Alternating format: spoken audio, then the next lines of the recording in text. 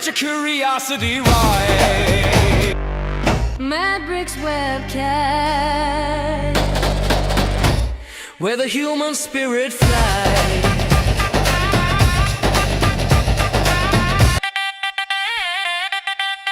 Mad Bricks webcast. Where the human spirit flies. Hey, welcome to the Medbix webcast. This is Ramana Annam Raju. That music wakes you up. I know that. That's why I did that sound.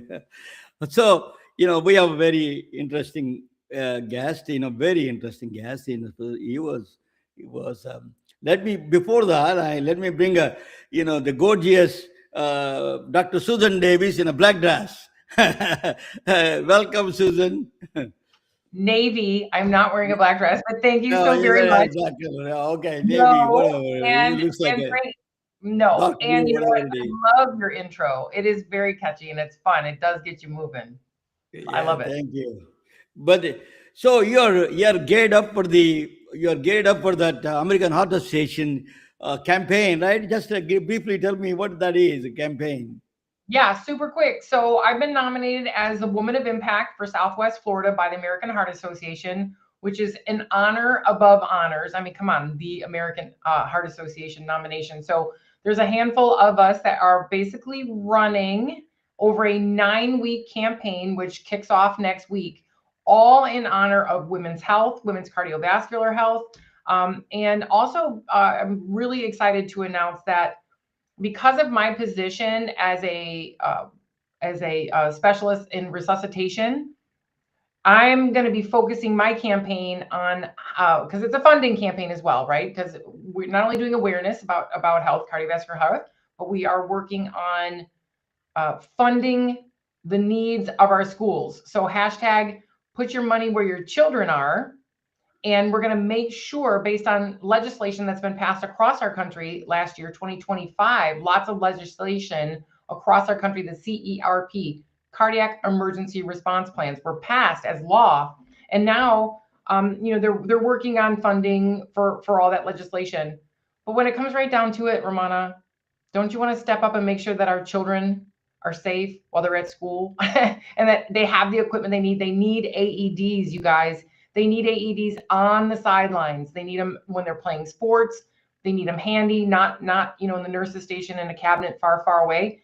Not only that, but they need to be, battery needs to be good, pads need to be good, and everyone there needs to know what to do and how to use it.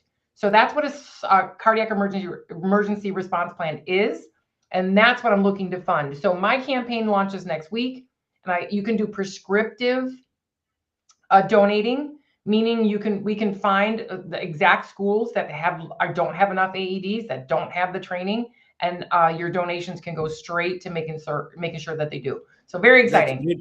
Great cause, and a great cause and great training required for that. That's you do both the great things there. A well-deserved honor for you. Let me introduce you our guest without further ado. Dr. Errol Norwitz, he is a MD, PhD, MBA, this title keeps going. He is a professor, he ran the hospital systems.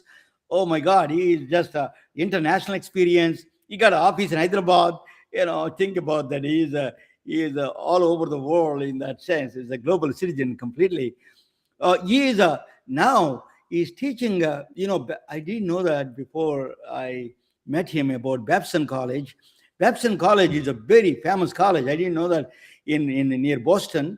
It is a private college. It teaches, particularly, they are very famous about entrepreneurship.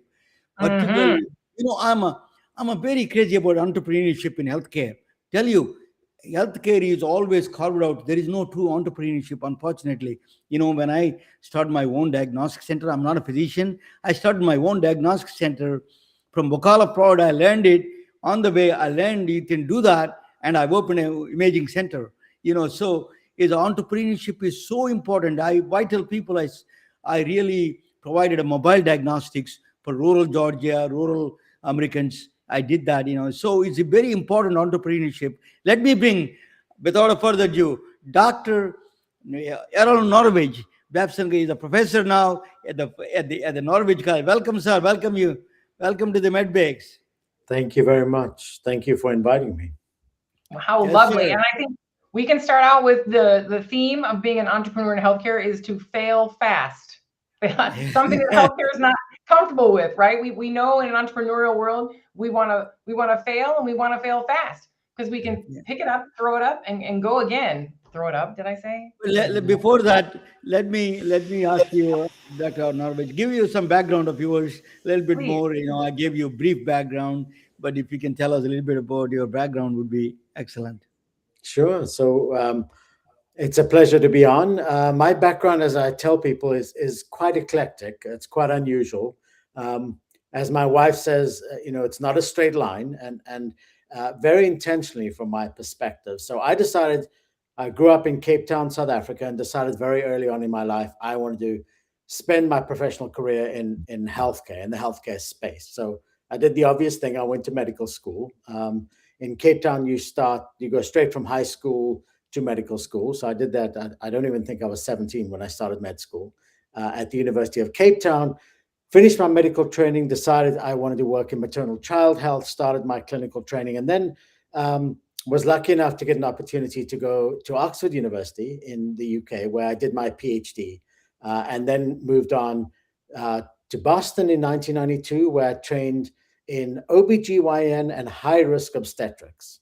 So maternal fetal medicine is another way of phrasing that subspecialty.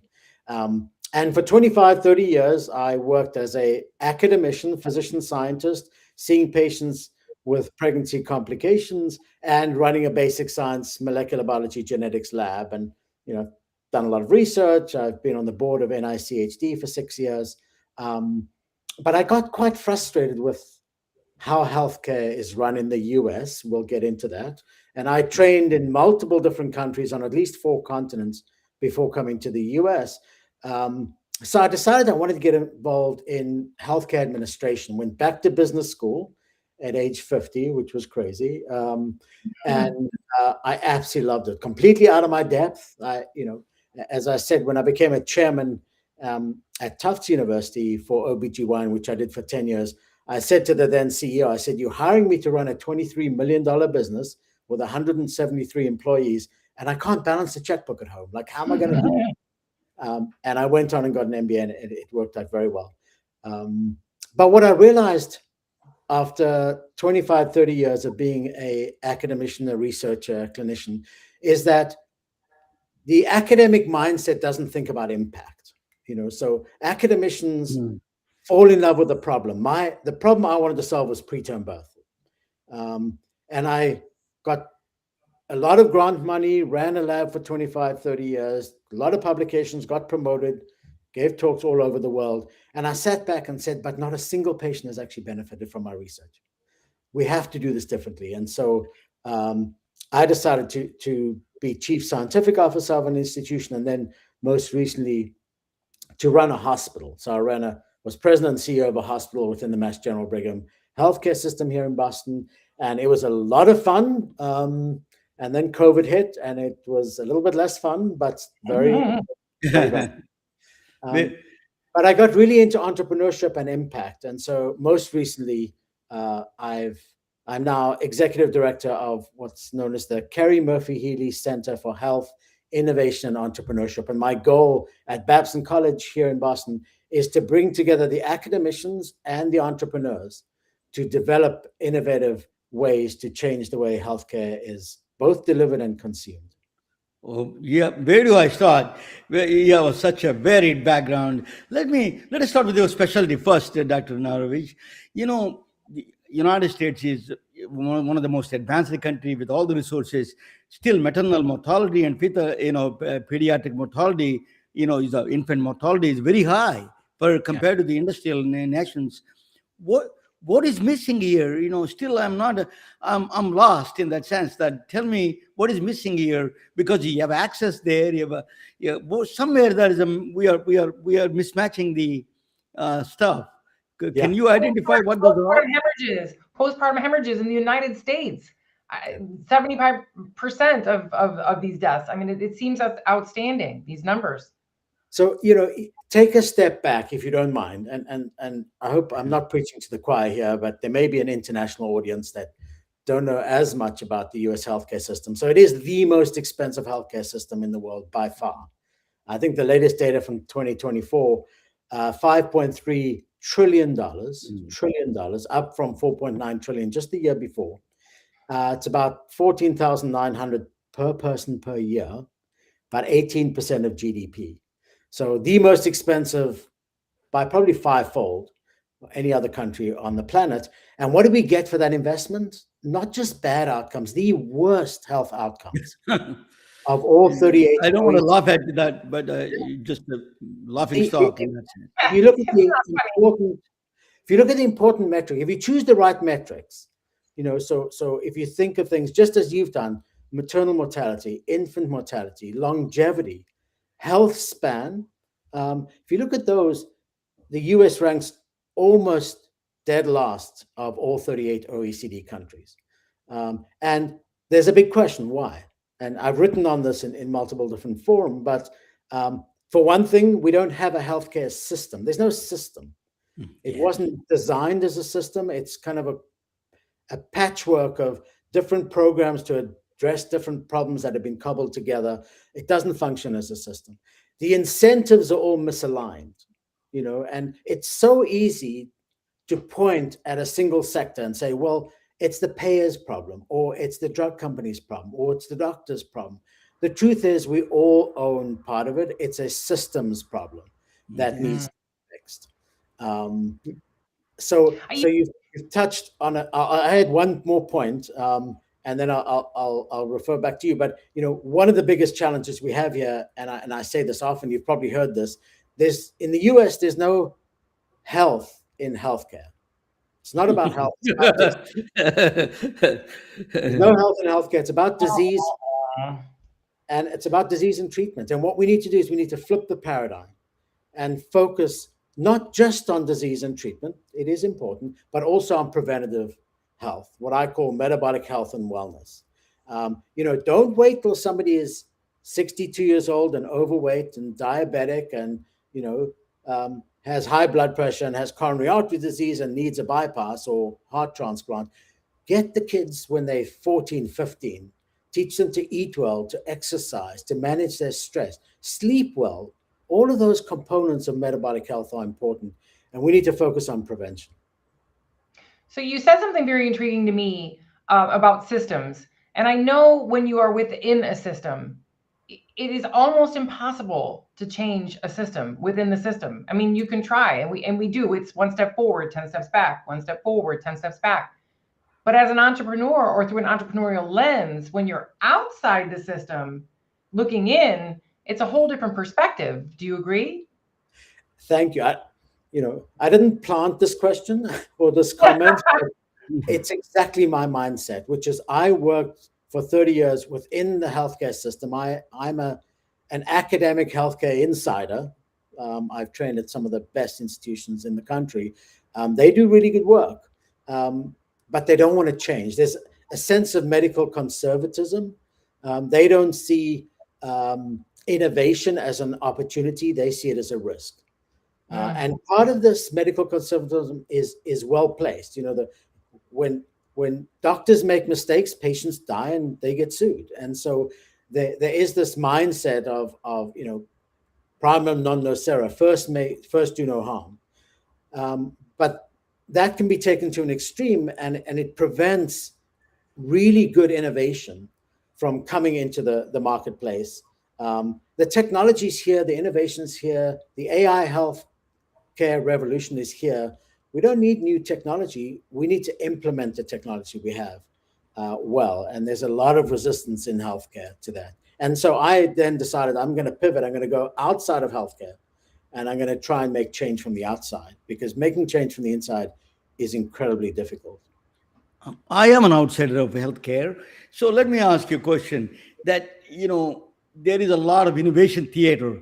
It's basically a drama going on. Everybody talks about innovation. The only result was millions of apps came out, and then the apps are unending apps. And then there's no system there. As you said, that system is missing. That's a bigger problem in the innovation by itself, without the system itself, without a system engineering, it is a problematic. What do you think on that one? So I love that approach. I'll add one nuance, and the reason I love being at Babson and I love being in front of students, both graduate and undergraduate students, with a focus on business and entrepreneurship. That's what Babson College does. And I get in front of the students and I ask them three questions. One is, who wants a job after college? All the hands go up. Yes, we want a job after college. Did you know that healthcare is the single biggest employer in almost every single state in the nation, and the only one of two industries growing jobs year over year, the other one being tech? Okay.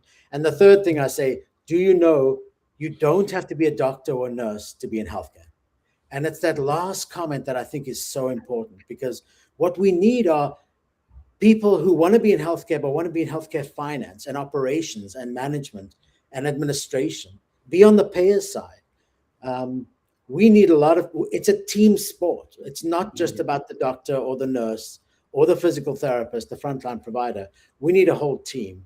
And so I'm trying to encourage young people to get into healthcare and make an impact, to be part of the team and think, in an innovative way. And you're right. The biggest challenge is implementation. It's how to bring these technologies in safely and effectively. There is risk, so you need to be careful when you make change, and you need to do so responsibly.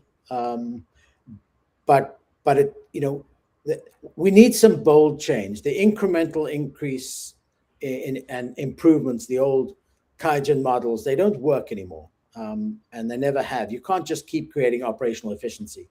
You actually have to be bold and think differently, which is why one of the areas I got involved in was AI in healthcare, because I think that's going to be a big component of healthcare moving forward. And I will say the solutions are there. Some of it involves new innovation. Some of it is actually pretty simple and pretty traditional. What we're really lacking, honestly, and I'm going to be very candid, is the courage and the leadership to make the change. And it has to be done at a public health level. It has to be done at a state and federal level. But the solutions are right in front of us. I can give you a few examples. This is not rocket science. I'm not particularly smart, but I can see solutions. We just need the courage to actually bring them in. Well, the universe tends to respond in bold measure to bold action. And it's usually a lot simpler than anyone's making of it. And I'd like to just add to your comments about, talking to the undergrads about you don't have to be a doctor or nurse to go into healthcare. Oh my goodness. If anyone understood the machine that ran healthcare so that it could run more efficiently, there's so many different type of specialties that you can have. But I will add one last thing / I wonder what you think about this, but the nursing / provider mind is brilliantly perfect for the entrepreneurial space. We haven't been trained that way. Like yourself, you've got an MBA at the end of your initials there, MD, PhD, MBA. We don't get that training early on, but that MBA opens up an entire world and a perspective that healthcare needs from the type of minds and the mindset that a clinician has. We have care, heart, love, and intelligence and critical thinking on our side. But when you add that entrepreneurial, it's very scary, and people then stay within the walls of healthcare because it's easier, quote unquote, than walking outside and looking from the outside in. Except that once you do it, the seizure activity actually stops, and we're able to use that mindset and skill set in a different way. No, it's not. I have to disagree with my co-host first time. I tell you why.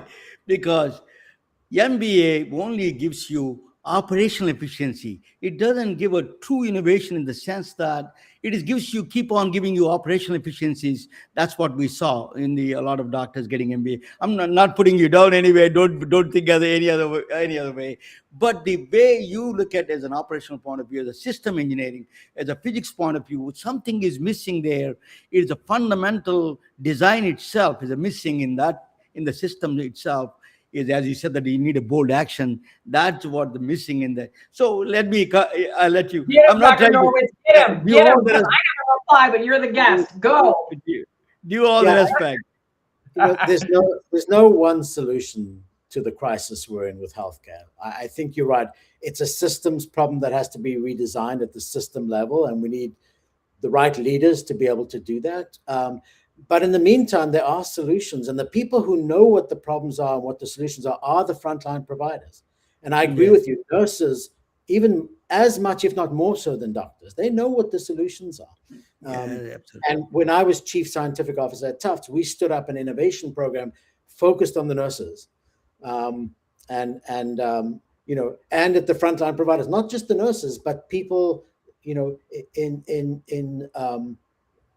parking the cars, the valets, and the people who changing the bedding, and the people who are in nutritional services. So one of the programs that we stood up, thanks to our CFO at the time, Rob Bednick-Smith, who did a fantastic job, was to go to the frontline providers and say, you know what, we want you to identify a problem and a solution. And you come and pitch it to us, if we implement it and we save money, you can earn 5% of the savings. We had to cap it because we saved so much money, we had to actually cap it. But it's the frontline people who know what the solutions are. And I think nurses more so, I would argue, than anyone else, because they are literally at the patient's bedside. And I know, I often tell people, I trained in South Africa. I learned all of my obstetrics from midwives. That's all of my clinical obstetrics I learned from midwives. And I worked with midwives in the UK, and then I came to America, and midwives don't have the same profile and status as they do in the rest of the world. And that needs to change, not just midwives, but nurses, nurse practitioners. Their scope of practice has to change, has to be expanded. We have a deficiency in primary care providers, and part of the solution there is to expand the pool of frontline providers and the scope of work for people like nurse practitioners, nurses, Absolutely. physicians, assistants. Globally. Big And need then in your field, Dr. Norwitz, in mother and maternal health, maternal and newborn health. All around the world, there's a need for education. And I know there's a big push from the World Health Organization with their basic emergency care program right now. I'm not sure if you're familiar, but they partnered with Laerdal, and they created I'm not throwing names around, but just my recent research has shown that they are making, there's a program they started in the last 2 years that has actually increased maternal life by 70% and infant life by 40% by just having some hands-on education in these areas of low and middle income countries around our world, which is magnificent. And that should be global. Yep. There are, I can talk a lot about the solutions that we're standing up and the partnerships some institutions are having in low middle income countries, not just in Africa, in India, Southeast Asia, and Singapore is the hub for innovation in healthcare in Southeast Asia, and in Chile, other countries. So magnificent work. There are solutions here. Dr. Norwitz, you're at 30,000 feet, you're watching the entire healthcare system. Let me ask you the very fundamental question is, do we need hospitals at all? Is it a silo structures or need? Can you take the care to the homes, mostly decentralize the care system? Do we need these silo structures at all in the start with? So the answer is yes. We will always need tertiary and quaternary hospitals for the highest critical care.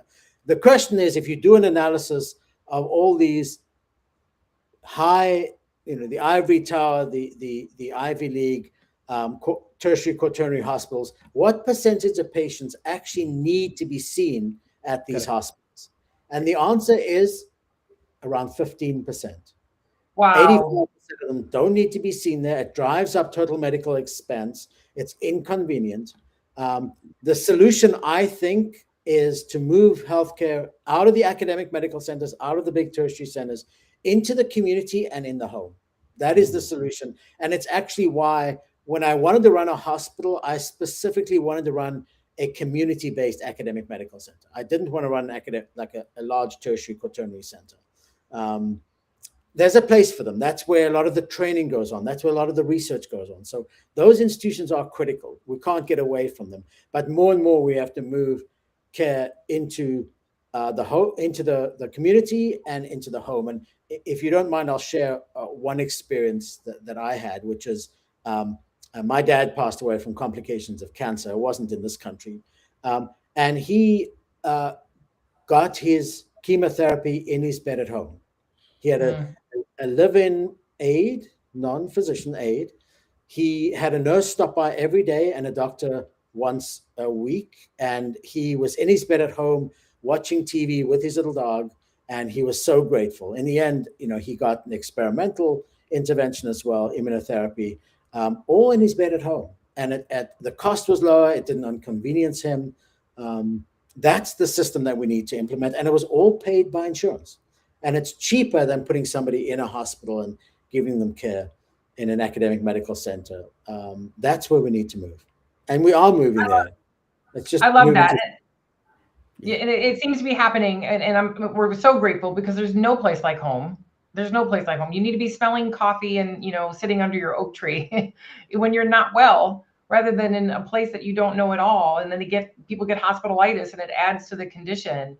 So I agree with you completely. Do you think that having public health as part of your education, I mean, it wasn't part of my education other than I sought it, but I think an interest and a knowledge of public health, period. I was actually looking up the curriculum before our conversation this evening to see what's included in that and why don't more of us know more about public health? I feel like part of the solution is having that understanding. Absolutely. So I'll share. So one of my missions in life is to fix the healthcare system, in part because all three of our kids are in medical school. So, we have to fix this. My daughter's really interested in public health, and she always makes the argument that you should lead with public health. Healthcare as a system should fall underneath public health, not the other way around. That we should first be thinking population health and then be thinking individual health. And we flip that paradigm and we think the opposite. So there is training in public health in med schools, and I don't know about nursing schools. I assume so. A little.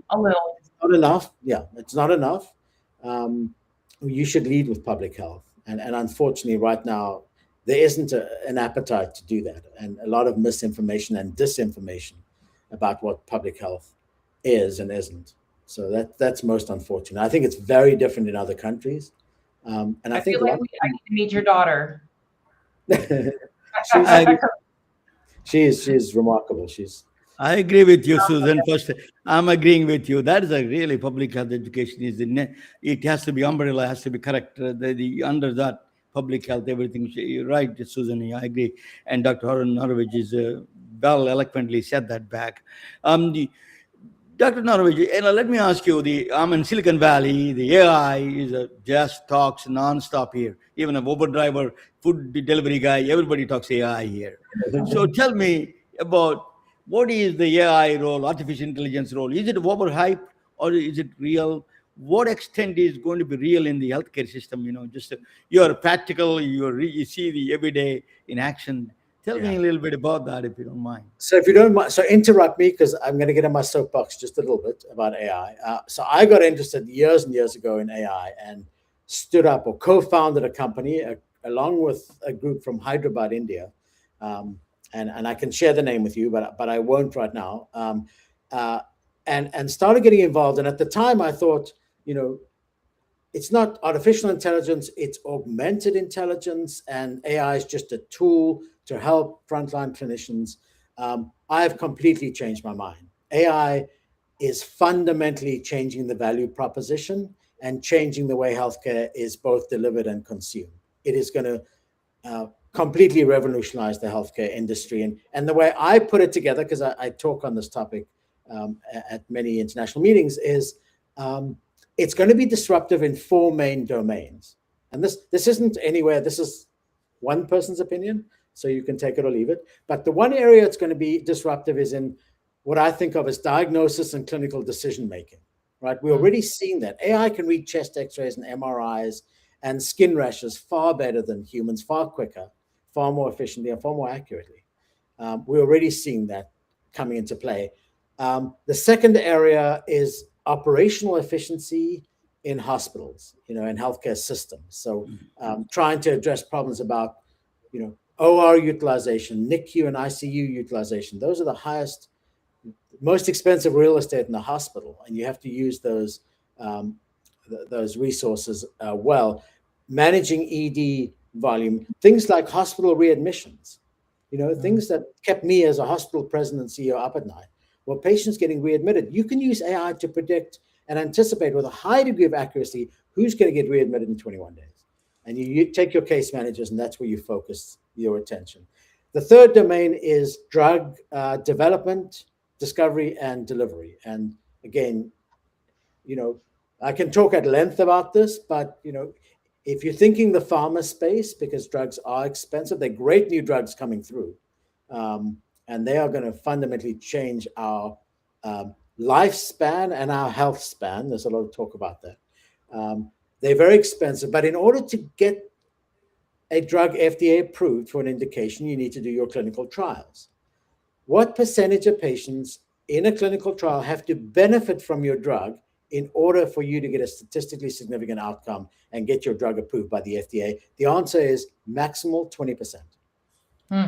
So what you're saying in these big drugs, we're talking statins, at most 20% of people benefit from these drugs, right? Jeez. 1 out of 5. I didn't know that. Don't Stunning to me. benefit, they get side effects. AI is going to be able to tell you which person is going to respond to which drug. That's going to cut costs. Drug companies may not like that, or they may be able to utilize that to actually create better drugs and more targeted drugs. So that's one area where it's going to be fundamental. And the last area, and then I'll stop talking because I'm sorry. No, go ahead, please. No. This is good. Keep going. We want to listen to you. The last area is what I love to get involved in, which is predictive modeling and risk stratification. Good. So if you don't mind, I'll just give one example in pregnancy care, because that's where we started.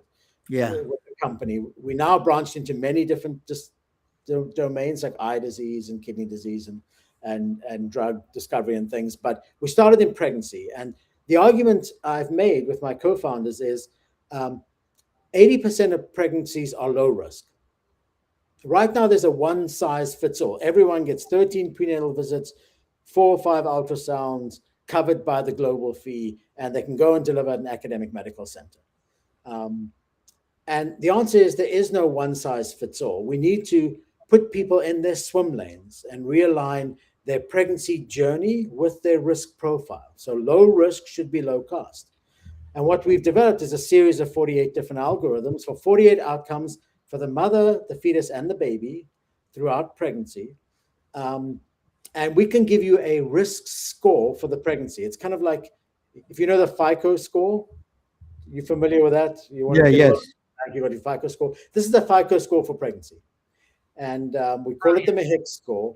And what it does is put you in your swim lane. So if you have a very low risk, we can, we put you in your low risk swim lane. Maybe you only get 6 prenatal visits, and maybe 3 of them are remote, virtual visits. And you can be managed by a midwife, and you can deliver in a birthing center, or you can deliver in a community hospital. You don't need to deliver in an academic medical center. Maybe you only need 1 or 2 ultrasounds.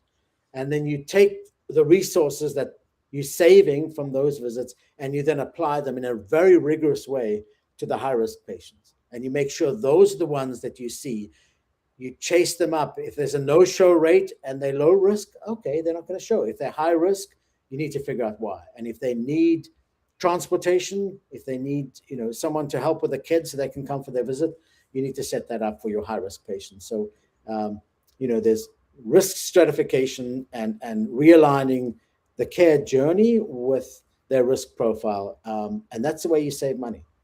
And you improve income. So the thing about healthcare, and I'll finish on this, the problem with healthcare, the reason it's so complicated is we have to solve 3 problems, and we have to solve them simultaneously. You have to improve the outcomes. You have to improve what I call the end user experience, both for the patient and the provider, and you have to reduce the cost of care. And we have to do all 3 at the same time, which is what makes healthcare so complicated. You're hired, Susan, and I'm in. One I'd like a second, job. Susan. So 1 second, No, Susan. this is just brilliant. I can't help Yeah, myself. yeah, This that's is brilliant. brilliant. But you demonstrated a very brilliant aspect of it. World Health Organization for the antenatal care that they give the sets of instructions what they do. That AI can fit into this that model so beautiful. You demonstrated very well. So we'll But there see. is the other side of the AI. I wanted to talk about that a little bit, which is that I'm a devil's advocate in that sense. That's why I'm here. One is that AI is a technology force multiplier. It's a force multiplier. It multiplies. If you don't have a system itself, it force multiplies by us. It force multiplies errors. All of them, it can amplify that. So there is a systemic problem. If you don't have a good system in place, Right. the AI can force multiply that process. So it's already demonstrated in the United Healthcare, one of the things that happened the case, right? Yeah. So there is how do you solve that problem, Dr. Norwich? So what you're saying is there's risk when when you implement AI algorithms, and the answer is absolutely. Um, so and there are multiple different risks that you need to look at. Obviously, there's a privacy issue. There's a job displacement issue with AI, which people are very sensitive to. Um, and there's an accuracy risk. I tell people, AI is not going to be perfect. It's dependent on the input data and the algorithms and how they iterate over time. The algorithms have to be trained on local data because the drivers of an adverse outcome, let's say the drivers of preterm birth as one of our 48 outcomes, is different in Africa than it is in Mississippi as it is in Florida or in Boston. So you need to train the data on local data sets, and then you need to run them prospectively. There's all sorts of inherent biases. Um, you have to be careful. So the FDA, this falls under the purview of the FDA. They have to make sure that these algorithms are implemented safely and effectively. That's their mandate, to protect the population. And they've developed a rubric called SAMD, software as a medical device. And they're trying to figure out how to do this. They don't have the right answer right now. They're working diligently towards it, but we can't just let these algorithms go rogue and be released. They need to be policed and managed carefully. Then you add in, which is I think where you're going, is the Gen AI, the large language models on top of that. That creates an incredibly a layer of incredible complexity, because as the question I always ask is, what is the source of truth? If you're giving a recommendation or guidelines, what is your source of truth? So I wrote a paper and I asked ChatGPT for what is the source of truth, and the answer was ChatGPT. Oh God. So Oh to my your God. point, they amplify. If there's noise and background and misinformation, disinformation, that gets amplified. And you have to be really careful. They also don't have access to proprietary data and papers. So a lot of the guidelines from our national organizations are not publicly available. So these Gen AI platforms, they don't have access to it. So what is the source of truth? There are ways around that. You can solve it, and we are working to do that. But you have to be really careful. Um, but it's going to get messy. It's going to be very disruptive, and mistakes will be made. But we will get it right. I'm pretty confident. So a small curveball I'd like to just bring us back within the walls of healthcare, which we talked about just a little bit ago. At the pace of this innovation and the pace of what we were just talking about just moments ago, now let's go back inside of a hospital, any hospital. And we know when adverse events or something hits the fan, it goes back to the internal policy. Generally, that's their their guardrail is their internal policy. There is like no way that these policies are keeping up with this amount of change. There's no way. So I just, to your point way earlier in our show, to make change from the inside is so difficult because these policies aren't keeping up with these changes by a long shot. They never have. If you look at the national guidelines from a lot of these organizations, they're 18 months behind the science. And even then, they more. That's kind. I think that's kind. Yeah, they're written in a very generic way because they're speaking to a broad audience. So they're speaking to people at the top academic medical centers in the country and people working in rural Texas, or in one of the Native, American communities. I mean, they have to speak to a broad audience. So they're guidelines only, and they are somewhat generic. Local context really matters, and keeping internal policies and procedures updated is a real challenge. Right now, as you know, they have to be updated every 3 years. That's the mandate. Should we change that? Probably. Who's going to police that? I don't know. And invariably what happens is there's an adverse event, and then suddenly the policies change. It's not necessarily proactive.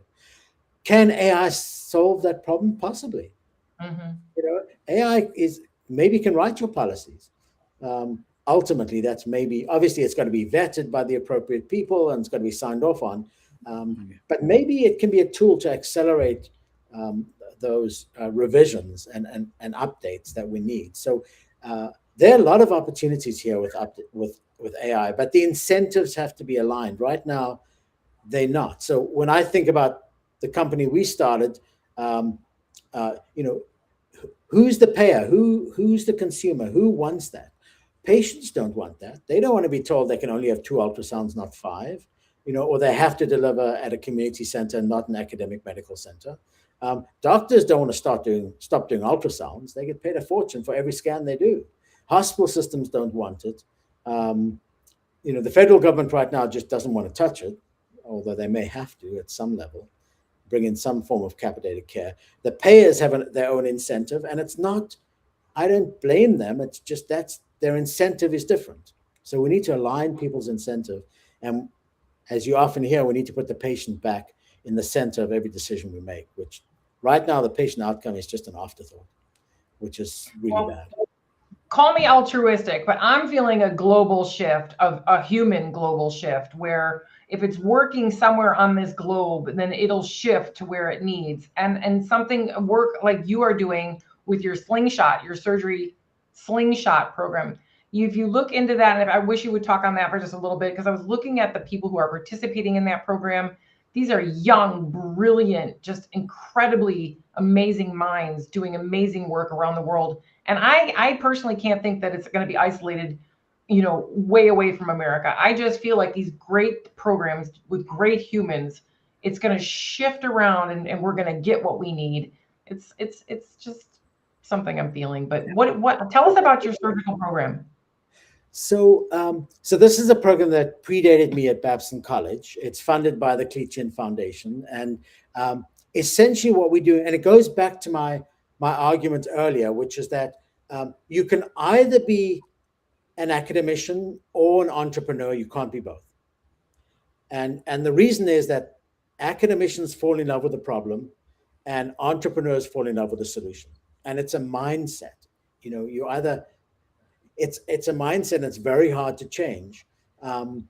What you need to do is bring the two together. And so what we've done in this program, or what was stood up well before I arrived, was to take frontline providers in low middle income countries. And we now have, this particular cohort is 25 different people from 16 different countries, including Africa, India, Indonesia, Fiji, Mexico, South America, several countries in South America.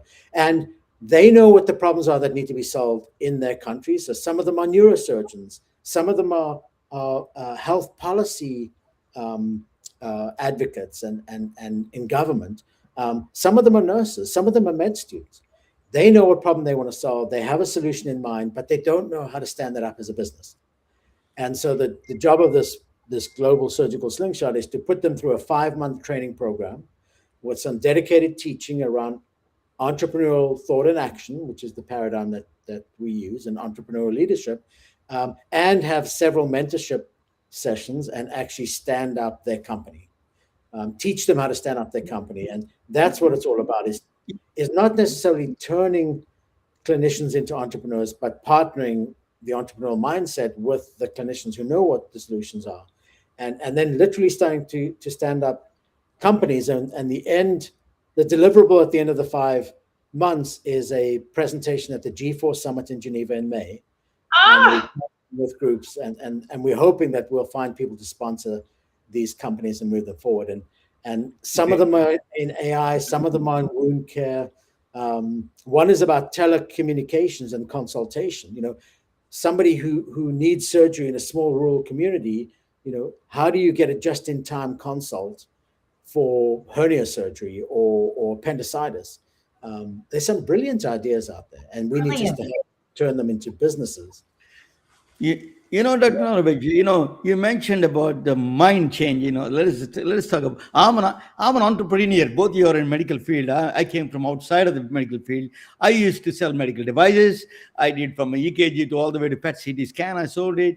Then I started my own imaging center, diagnostic center. You can do so many things in healthcare. You're absolutely right. But there is a problem. The incentives is a problem. When I opened the imaging center, IDTF at the time. The problem is the insurance companies came and carved me out of the whole process, and they gave it to the bigger companies, and then we can't get patients anymore. So there is a mind change is one of them, but is a money change is a bigger problem there. So how do you solve that problem? You think? Yeah, there are some big players in the space, especially in AI, and AI is all about data access to databases. And that's what right now where the bottleneck is institutions, big corporations, healthcare systems. They know there's value in those databases, and they're trying to extract the value, but they don't know what the value is. They don't know who to partner with. And then the big players in the space want to dominate, obviously, and it's all about access to data, which is why I actually find it a lot easier to work in low middle income countries. The quality of the data is not as good, but their willingness to share and to engage and to partner and co-develop, is better than anything in the US right now. They just learn. They're willing to learn, and they're grateful, and they're willing to participate in the whole innovation process with that learning piece. I think sometimes we get caught up in the quick. We always want that quick, easy button on the learning factor. Do you think, Dr. Norwitz, that we'll run out of data? Are we making it quick enough for these machines to keep chomping on the daily? I mean, are we making it quick enough? So yeah, there's huge amounts of data that we can mine. I don't think we limit it. It's the access to the data that's important, and high quality data is important. Having AI algorithms that are multimodal, that's the way we've set it up, and explainable. You can't have a black box. You can't have an algorithm of machine learning and it gives you an answer, but you don't know how it got to the answer. It has to be explainable AI, which is the way we designed our system. If you have a high score in pregnancy, you can look down, you can drill down and find out which of the 48 algorithms or outcomes you're at risk of. And then you can go further and you can find the factors that are driving the adverse event and mitigating it. So the positive and negative drivers. And then you can figure out which are actionable. And it varies by population and by context. So we need to be responsible in the way we do it, but it's certainly there. High quality data and large data sets are going to be very important. So I would say that for certainly for the AI healthcare revolution, that right now is the biggest limitation. Dr. Norwitz, you're teaching right now. What do you teach the young people? My son is a neuroscientist, and he wants to be entrepreneur in music and science, and he wants to be in the music entrepreneur. He has a neuroscience degree from Vanderbilt, so he wants to be in the entrepreneurship of the music and psychology, and then the mental health. What do you teach these young people that to accelerate this kind of innovation, really give them a hope that healthcare is a really great place to start with? Yeah. So if you don't mind, I'm going to turn your question on its head and saying right now, I learn more from the young people than I teach. I have enormous confidence in the next generation, the Gen Z generation. Yes. They have their priorities right. They want to make an impact, but they think both in terms of social and economic impact, and oftentimes it's more about social impact and making a difference in the world. They're far more open-minded. They're far more tolerant than my generation. And so I think, I don't know how to say this kindly. The best thing I can do is actually get out of their way and let them do their thing. And support. Beautiful. I think they're amazing. No. People give them a hard time, I think they're amazing. We need your wisdom. Definitely, they need your wisdom. So, They need the Susan, what do you? entrepreneurial guardrails though, like you're doing in we're back in the home base, Dr. Norwitz, because you can have all these brilliant ideas. And my point earlier about the MBA wasn't specifically at the the business portion of it, but it's the whole 9 yards. I mean, when your entire education is on the betterment of from a health perspective, that whole business side and entrepreneurial side is the wild, wild west. And so having some guardrails and because innovation loves speed, money loves speed, failure loves speed. But when you're out here and a lot of people who have a clinical brain or a neuroscience brain, they get caught up in their own mind, wanting perfection and taking time to get it right, when that's not, you only have to get it partially right and then throw it at the world and say, oh, it's horrible. Let's take it back and do it again. So how do we teach them that failure is fantastic and that all those things love speed? So go to business school, and not necessarily an MBA, but learn the business philosophy, which is exactly as you say. It's act, learn, build is the philosophy that we teach at Babson. So just act. Don't get it perfect. That's good. You're bound to fail if you wait too long. You take too much time to get it perfect. Get it just good enough. Get it out in the marketplace. Speak to your consumers. Know what it is they want. So often we think we know what they want, but we never speak to them. So get out there, socialize your ideas, speak to them, make sure it's something that they want and a problem they want solved. Do something that's just good enough and get it out in the market. If it fails, that's fine. You learn and then you build and you iterate. In healthcare and in medical school in particular, the mindset is completely the opposite. Yes. Medical school doctors are terrified of failing. And I understand why. I don't criticize them, but you need to be comfortable with failures, and you learn from them, and don't make the same mistake again. But to think that we're perfect, we're not going to make mistakes, just is unrealistic, And that's what new innovation does. That I love to bring in the example of is it Waymo, the driverless cars? I'm not sure. The driverless cars now that they have, I think they're mainly in Waymo. So, yes. And I say, there's no question thousands and thousands of lives are being saved because of fewer accidents with driverless cars, no question.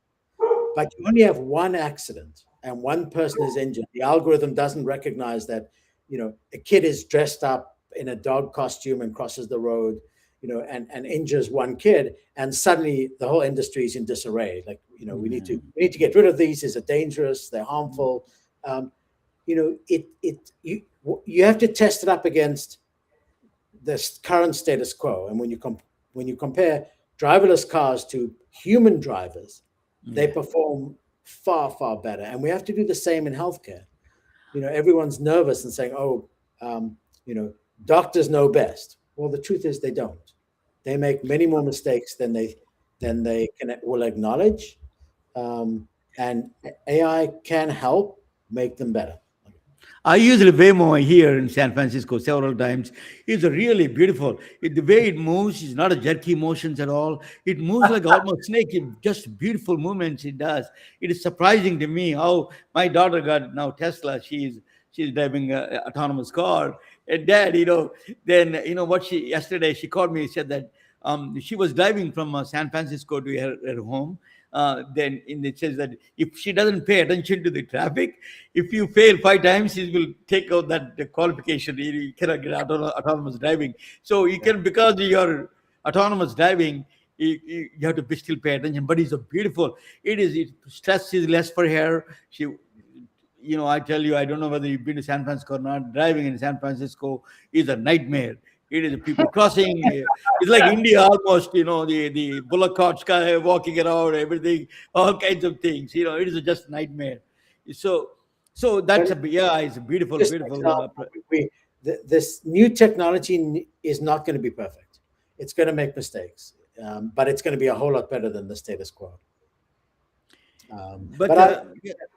Getting back to the, I just want to maybe riff a little bit of the entrepreneurial mindset versus the academician mindset. So the metrics of success are different. Academicians fall in love with the problem.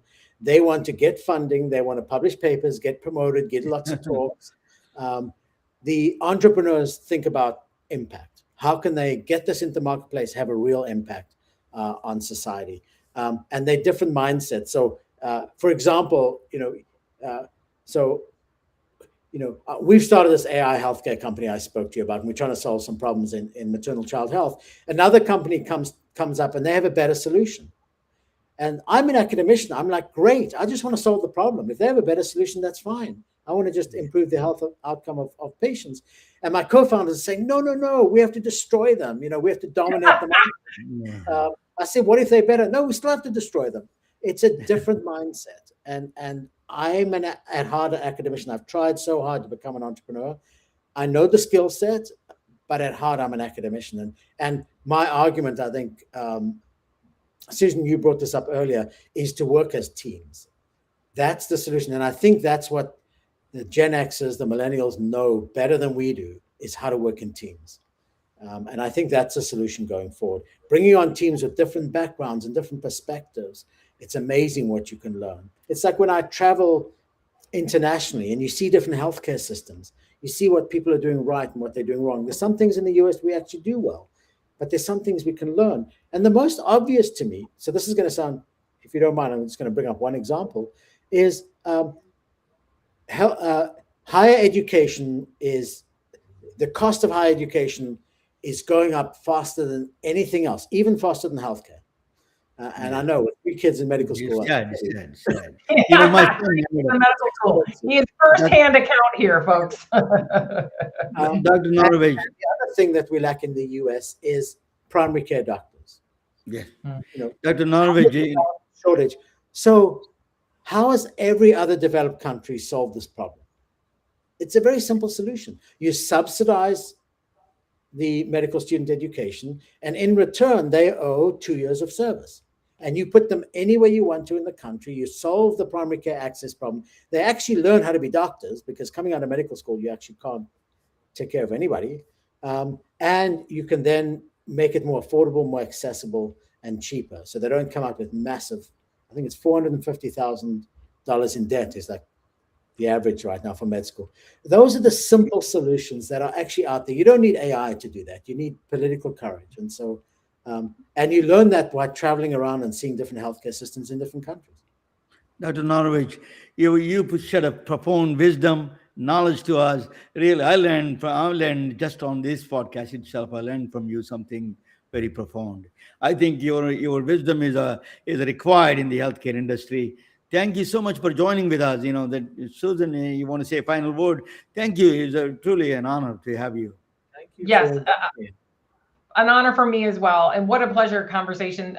Really, we went all over the place on this conversation, but it was fantastic. I love sprinkling the reality of the world with entrepreneurship. And yes, it's a volatile place to be, but without us entrepreneurs, I don't know how we're going to move forward at any type of pace to keep up with the world. And I will end with thank you so much for the work that you're doing around this world globally. I personally believe that work like yours is going to bring us all together, and it will even out. It will. We can talk a little bit after this podcast, Dr. Norwitz. You can hang around. So I need to finish the podcast. I got to finish in 1 hour. Thank you so much for joining. Bye, all. Good night. Good night. We are retelling their stories through our patented designs that can be worn on scrubs, t-shirts, printed on conference bags, and endless other promotional materials. Daily Wear for Medicine is the first ever of its kind to create curiosity in medicine through visual art. We at MedBricks are celebrating unsung heroes of the past who made enormous contributions to the field of medicine through our unique campaign called Daily Wear for Medicine. You can wear it, carry it, and give it